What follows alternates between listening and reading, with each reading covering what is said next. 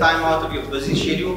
I know it's not been an easy year, but thank you very much. Now that we can come together, I think we should really, and we are absolutely privileged to have the colleagues here. Dr. Gillian Arendse will introduce all the colleagues. Please enjoy this afternoon. Look at the opportunity to think differently about what you are currently doing, even though you might find when you look at the pages, what is this, you know? So otherwise, just enjoy yourself, and thank you very much. Thank you, Dr. Gillian. Thanks, Ronnie. Colleagues, good afternoon, welcome. Thank you for being here. I'm Gillian. I'm linked to Itemba Labs, and with me I've got some of my colleagues. That's Ambrose Yaga and the guy with the blue t-shirt, that's Hilton. So the two of them actually run our science engagement activity that goes to schools and interacts with youngsters. Then the lady in black, that's Sebenzile. She's a PhD student that's joining us. And then we have two visitors. The one is Christian, who's from the University of York. And then it's Anastas. I don't even know you're from. Based at? Germany, but I'm from Greece. Okay, you're a German Greek. No. A Greek German with a love for South Africa, right? Always love. Yes. My name is Christian Dietz. I'm originally from Denmark, but I work in York in the UK at University of York. What do you do there? My day job at York is I lecture to our undergraduate students, and I do experiments in nuclear physics in order to understand how stars work and in order to understand how we can use nuclear physics in nuclear medicine to treat cancer, for example. So I lecture and I do research and I train teachers quite a bit. Hello, my name is Anastas Psaltis. I'm a postdoc at TU Darmstadt in Germany, and I visit Cape Town to participate in the International Nuclear Physics Conference, which is taking place at Cape Town. I'm also really excited that I helped today in this workshop, the binding blocks. It's very important that teachers in South Africa and other places in the world know about nuclear physics and actually share this information with the students. Since we see that this information and this science is very important for the society itself, so you can imagine that early in the 20th century we didn't even know what the atom is, and through the 20th century we make all these discoveries that today we have nuclear medicine, we can cure cancer using high energy protons, we have X-rays, we can image ourselves, we can also create energy through nuclear reactions, and all these things happen because of the fundamental research. So this is very important, again, that teachers share this excitement about STEM, science, technology, engineer and math with the students. Excellent. We want many of these students to essentially create a career in science, but we also want them to develop an appreciation about what science is doing to the society. Right, so this is where we start. You've hopefully seen the table of chemical elements before, periodic table. I always forget what it's called because I always look at the nuclear periodic table, is what it's called. And you can see all of the elements. So one of the interesting things that you can see about nuclear physics, just from the periodic table, is that when you look carefully at each of the elements, you probably notice that at the bottom there's the chemical mass of that element in atomic mass units. So that's kind of a 12 carbon, 12 to be precise. And what you'll note is that some of those numbers are almost exactly integer. Fluorine, I put it up here, is 18.998. That's not a coincidence, right? It's because at 12, carbon 12 has 6 protons and 6 neutrons. So that's 12. So a sixth of that is approximately the same as one nucleon. Right? So atomic nuclei are made out of protons and neutrons. So we have one representation here. So we have one representation here of two, let's say the gluon neutrons, that's what I normally do. Of course they don't have color in there. And 2 protons. And if we have that, then the vast majority of the mass is embedded in the constituents that we put in. There's a tiny little bit of additional energy or different energy that we'll touch on in a minute. But the vast majority of it is just how many particles are there. And for fluorine, there's just one option, there's always 19. Right? So 18.998, that is about 19. And the reason that it's slightly lower is because it has a slightly lower energy, and that means a slightly lower mass compared to the scaling with carbon-12. We'll get back to that, what it means to be slightly lower in a moment. Magnesium is 24.3, which obviously is not an integer. There's some that are so close to integers that it can be a little bit hard to distinguish. Hydrogen has 2, but it looks a little bit like it's just 1 because there's so little on the second one. But magnesium is very obviously not close to an integer in its mass. That's because a lot of it is not magnesium 24, but is magnesium 25, and there's a lot of 26. So that's how it works. That's because we have different, what we call isotopes of each of these elements. And that's what we will look at. So isotopes are represented. If you now take the periodic table and you stretch it out vertically along the sleeve, so you have hydrogen at the bottom, helium, lithium, beryllium, boron, carbon, and then I stopped counting because I did my project on carbon. So I can remember up to beyond if I challenge myself. That's the way you go up, but each line is now a set of different isotopes of that element. So when I said magnesium has 3, it's because they have 3 that are stable. The stable ones are in black, like this, and all of the other colors are depending on which way they decay. With that introduction to how nuclei are formed from nucleons in the star, you notice perhaps that one of the protons changed to a neutron. That's one of the 2 types of beta decay. In free space, a neutron can decay to the proton, but when they're combined, you can go either way depending on which way is favorable in terms of energy. As I said, nature's lazy. We roll down to the bottom of the valley as bunches. So,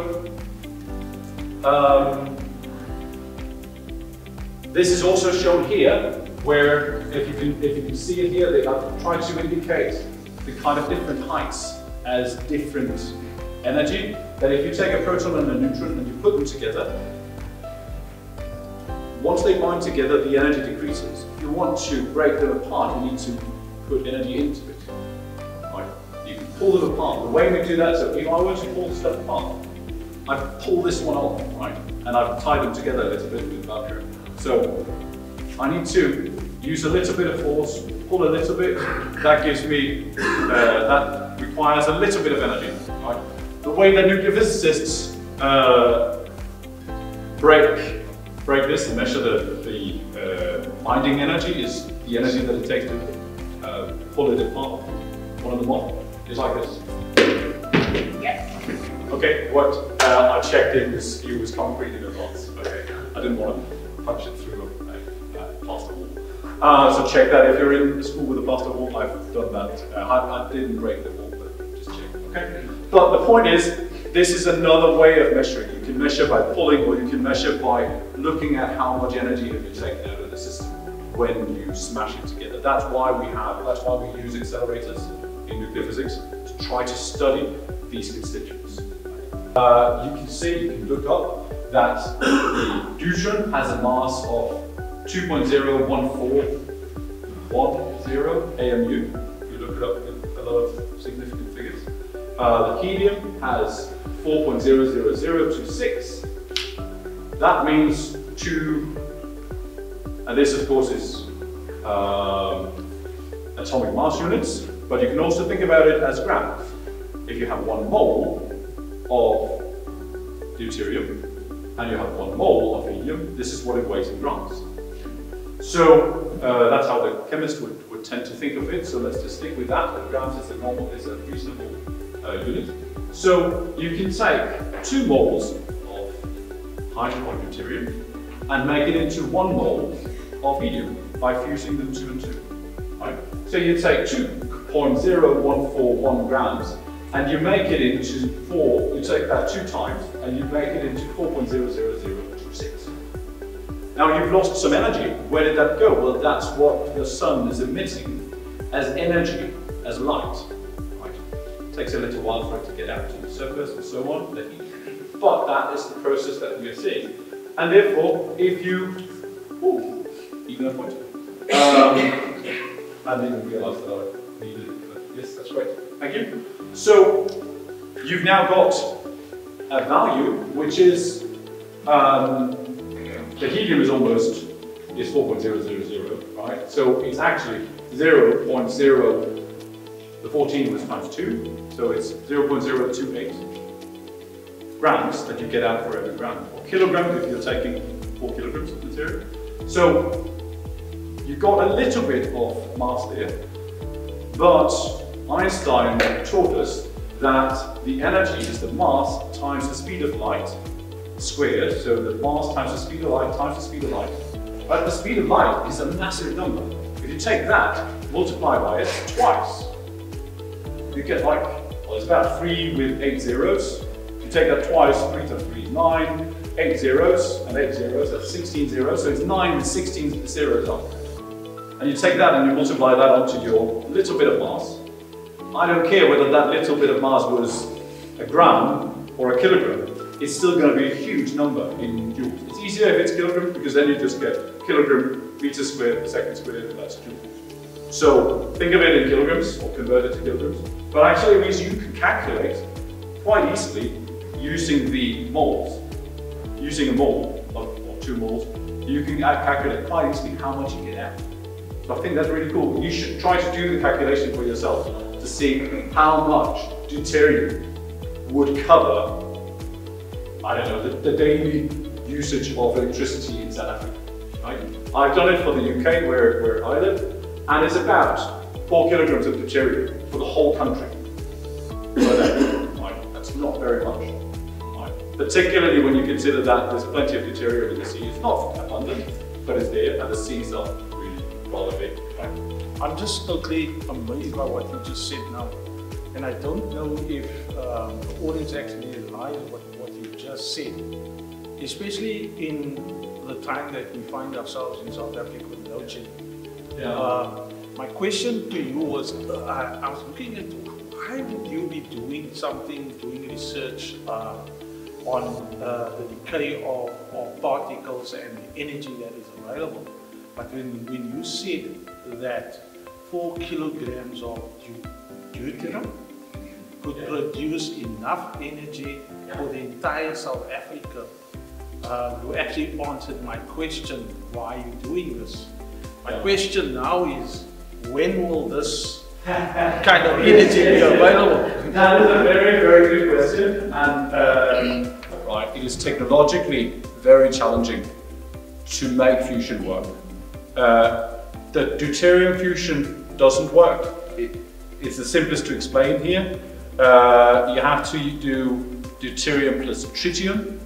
So you have to make sure that the tritium that's radioactive is produced as part of your process as well, without destroying your system, and you have to make sure that everything you produce is being recycled, you don't lose anything. So, and there's a lot of power produced, because one of the things that have been found in fusion research is that you have to go big. So the bigger the better, the better the power ratio is of power in to power out. You have to go big, but it's really challenging to take all of that power out without destroying the system. So there are still a lot of technological challenges.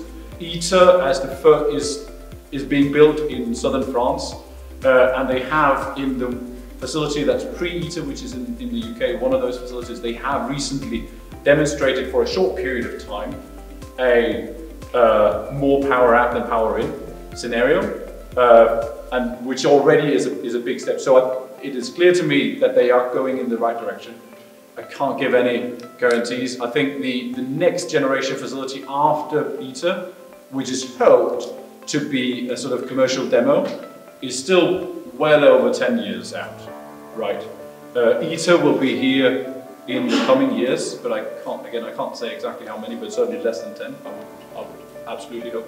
But the first And that's not even a commercial reactor, right? That is a demo for commercial replication type reactor, right? So that's still at the demo stage. So we are talking more than 20 years, right?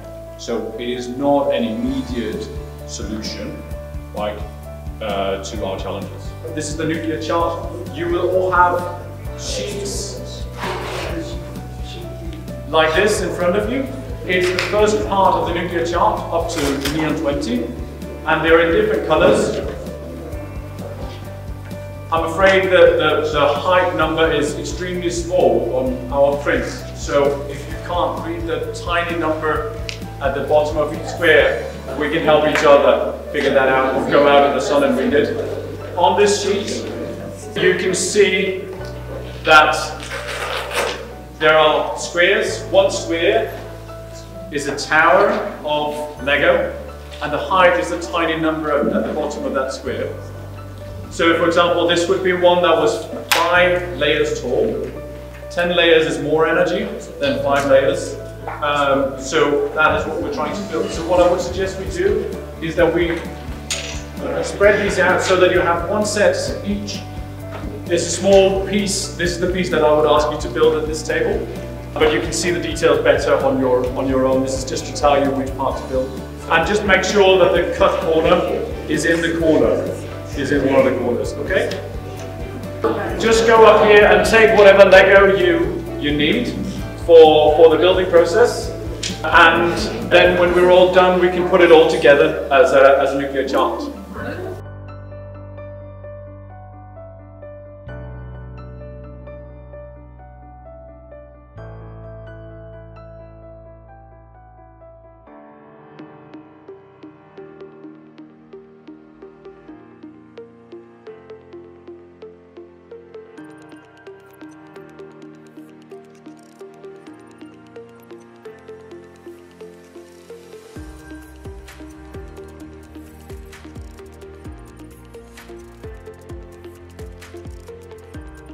I hope you felt a little bit of the excitement that your students might also do if you get to do this.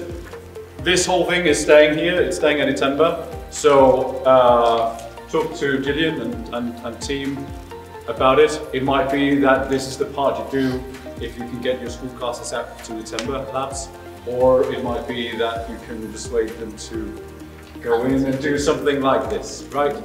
But maybe on a smaller scale, maybe just focused on this part and one other thing, and then you do the rest by yourself with your school classes.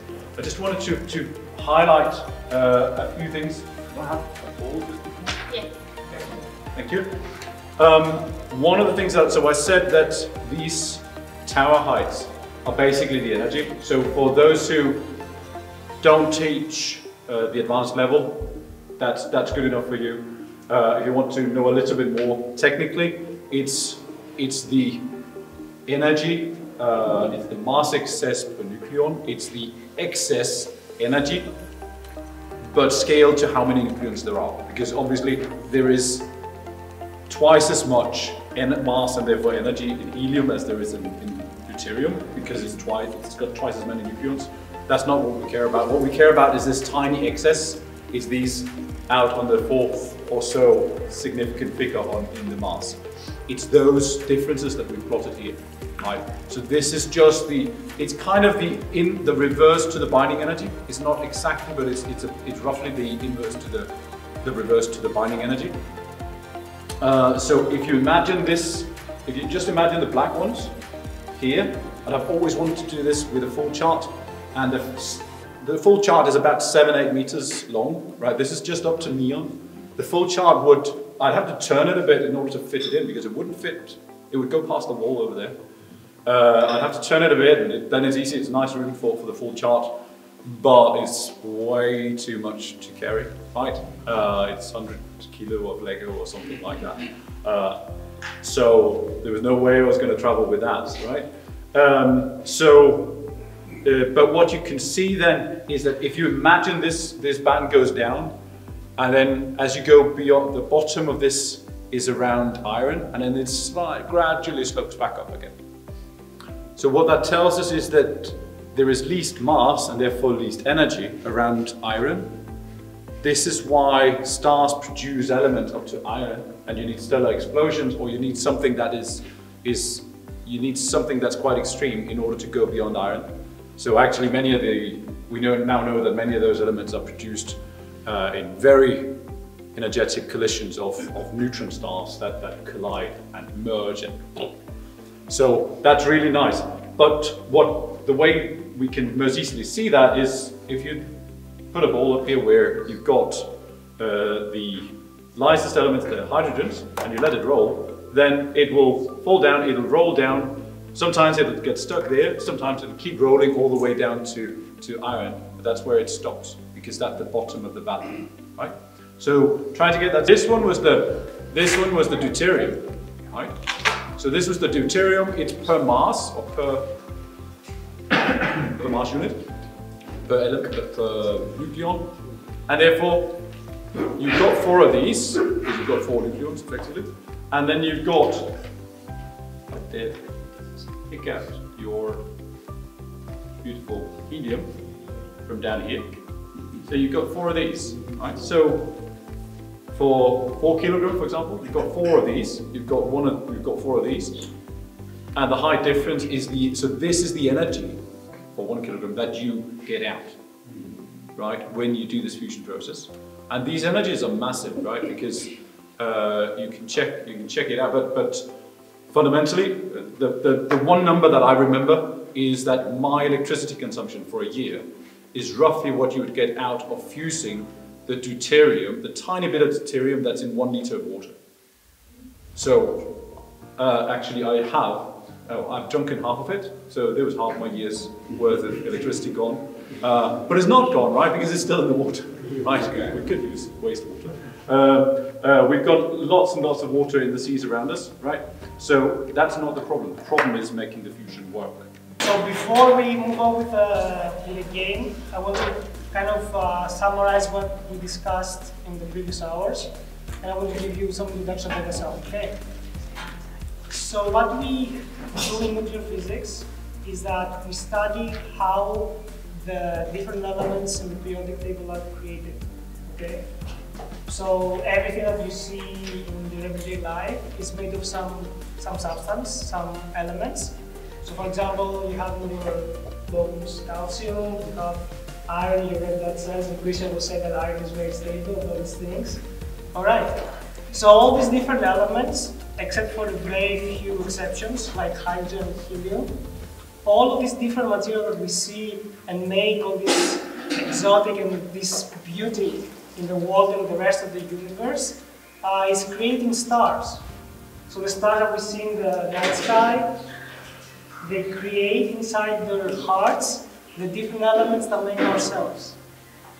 And what's really amazing, and one of the reasons I decided to follow this research, is that I learned that all of us are connected because we're made of exactly the same material and we come from the same source. So the material that makes up the universe, the solar system, comes from a huge cloud, this nebula that the storybook that Christian wrote, read, will come from the same substance, 4.5 billion years ago. We might live in very different places. You're in South Africa, I'm in Germany, but we're connected. And not only humans, we're also connected to the trees and the animals and the beautiful mountains of South Africa, right? We're all made of exactly the same material. So what I'm doing for my research is that I'm trying to understand why some elements are more common than others. So we have lots of oxygen, lots of carbon, but we don't have lots of gold, but we like, right? We have lots of gold. So how I'm trying to understand that is that I'm using big laboratories like IFEMBA to try to recreate what happens inside stars. So how stars create these different elements. And that they pay me to do that. And they pay me to travel to nice places like South Africa for conferences. Yeah. That's a pretty cool deal, right? Okay, so again, before we move on to the project, let's talk a bit about you. So you're teachers, and your job is extremely important. So I wouldn't be ended up in physics and in nuclear physics if it were for my teachers. So there were people that they showed me the wonders of nature and physics of science, and through them I learned and eventually became a scientist. So your role is extremely important because you will motivate the next generation of scientists. That's really important. Also, you got motivated probably from a teacher of yours. So if you close your eyes and think about your favorite teacher, that led you to what you are today. Okay, so your role is extremely important, don't forget that. Okay, so now let's play. So here we have a very short, a very small part of the periodic table, that the one we built with the Legos.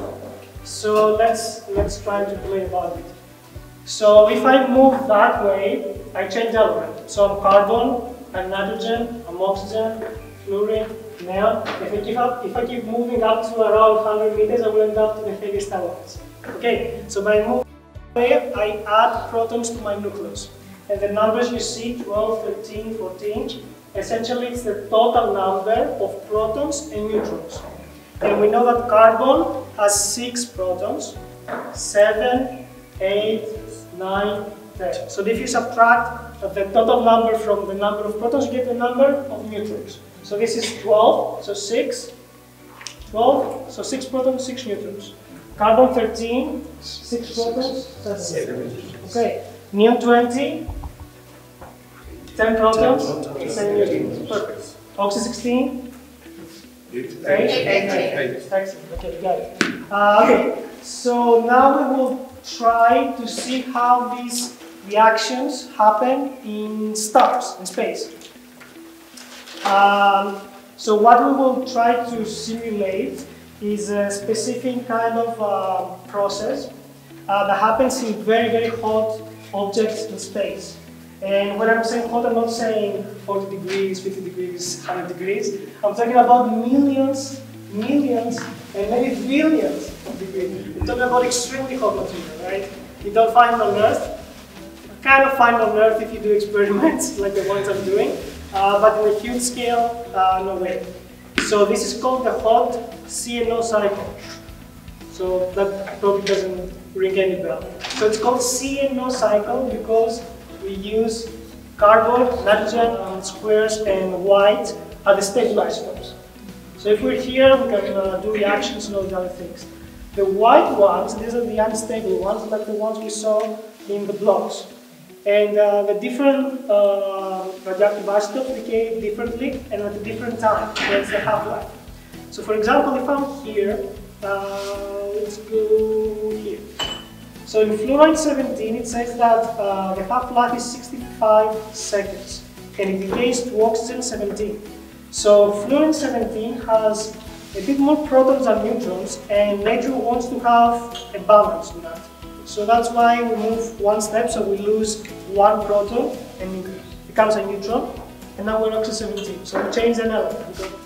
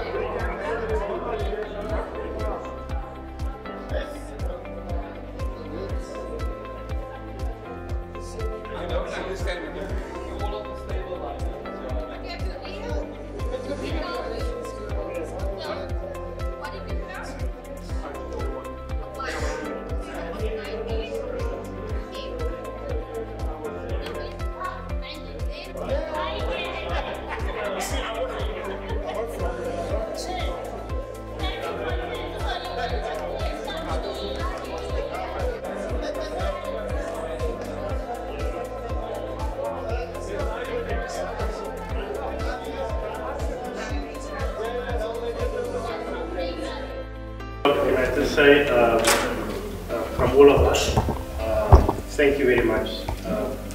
It's not every day that one attends a workshop that's interactive as this one. What I liked about it was the fact that there were a little bit of elements, and I could actually see how we can fit some of it into the STEM clubs, some of it into some of the students who are interested in more advanced things, and one or two of the things one can actually introduce into class. What I like what you mentioned earlier with that model, and with this one also, is how to analyze graphs. I found that my students very interactive ways to teach them the skills of how to analyze a graph. You are right, one doesn't need to know all the detail involved there. So I think I'm taking away a little bit of that. I'm sure everybody else is taking a little bit away from it. Thank you for coming out here and explaining this to us and to everybody else. I'm glad to see there's still students doing PhDs in physics. I thought that was an area that people just kind of avoided. Thank you to Dr. Gideon for all the effort and the Skittles. We do enjoy that. And thank you, Chris, for enlightening us and explaining a little bit about nuclear physics. For me, it was an area I knew about it, but very little covered in my syllabus when I studied as a teacher. So I appreciate it. Thank you. I'm sure everybody appreciates it.